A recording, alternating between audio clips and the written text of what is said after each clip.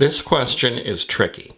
When the sum of all the forces acting on a block on an inclined plane is 0, the sum of all forces, that means the net force is 0. When the net force is 0, the acceleration is 0. When the acceleration is 0, the object is either at rest or it's moving at a constant velocity. It could be either one. So here it says it must be at rest. No, it could be at rest or it could be at a constant velocity.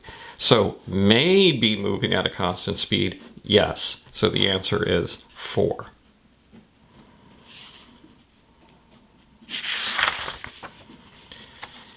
The greatest increase in inertia of an object would be produced by increasing, well, what is inertia? Inertia is mass. So that would be increasing the mass of the object from 1 to 2 kilograms.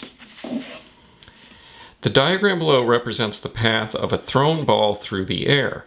Which arrow best represents the direction in which the friction acts on the ball?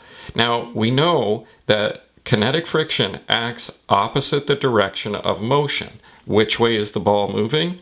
At that moment, the velocity is up and to the right, so the friction would oppose this and be down and to the left.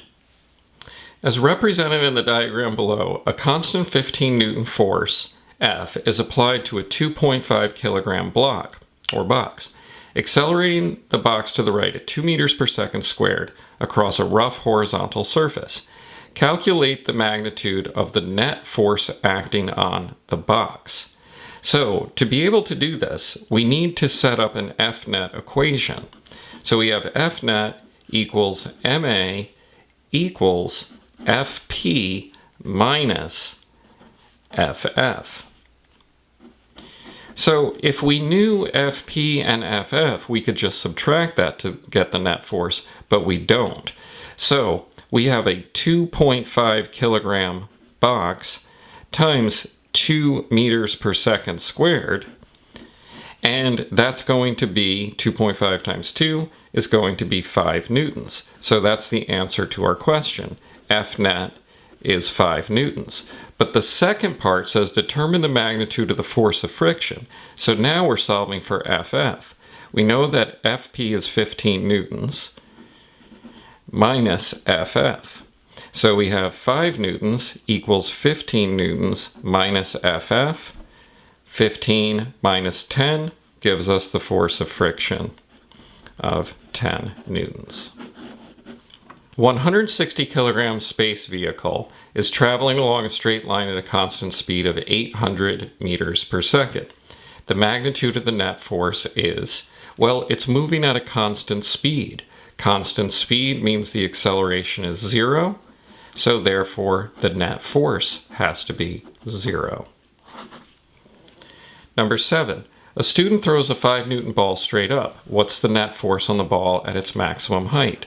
So the ball is thrown up like this, and when it gets to the top, what forces are acting on the ball? The only force is the force of gravity. Since this is the only force, this is also the net force. So the answer is 5 newtons. It's a vector, so we have to say down.